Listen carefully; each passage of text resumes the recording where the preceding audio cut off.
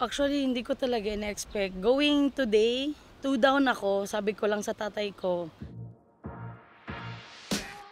hole by hole lang. Kasi kahapon din, ang dami kong putts na miss.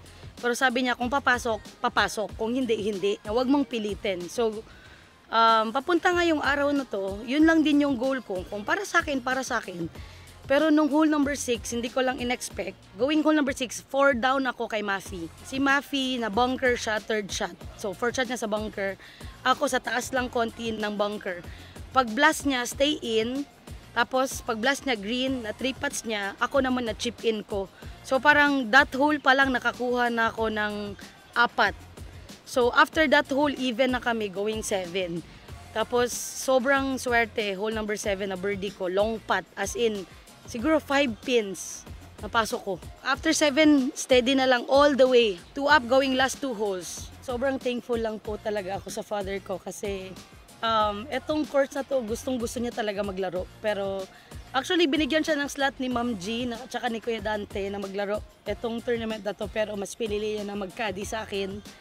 Kasi hindi ko alam, siguro kumpiyansya sa akin na kaya namin. Going hole number 16, 4 up ako.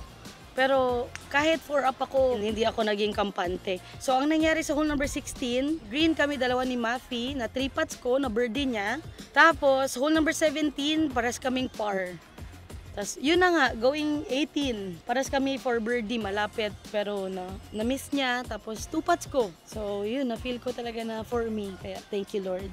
Actually, next week, never ko pa nalaruan talaga yung palos. 20 years na nag-golf ako, never ko pa nalaruan yung palos na kahit na taga dito ako sa Davao. So next week, ganun pa rin, si Papa ko pa rin yung caddy ko. So same pa rin, same yung goal kung ano yung ginawa namin this week. Thank you so much sa family ko, kay Lord, thank you Lord, thank you talaga.